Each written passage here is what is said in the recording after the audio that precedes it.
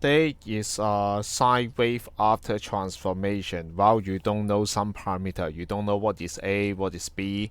But anyway, there are three transformations here. We start from the typical sine function graph, which is y equal to sine x.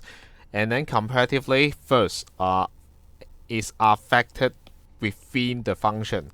So x is affected by multiplying 3, which means that any change of x now become more sensitive because the change will become 3 times as before. So now the sine wave will be squeezed. Originally 360 is one cycle. Now we only 120 degree to get one cycle. So 120 degree and also around 60 degree here.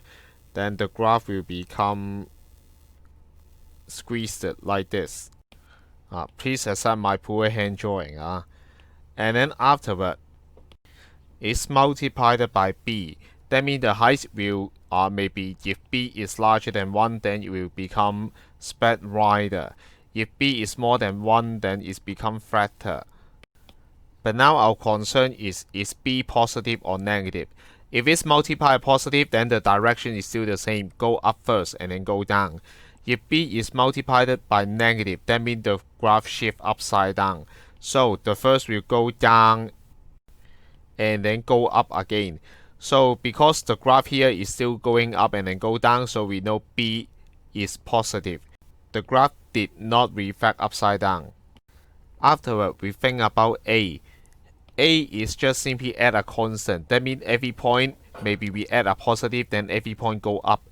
If we add a negative value, then every point go down. The height becomes smaller.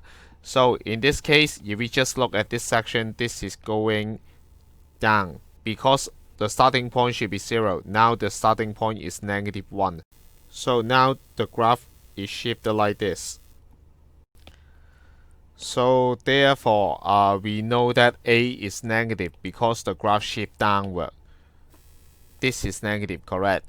And then we know that B is a positive value because the graph did not flip upside down.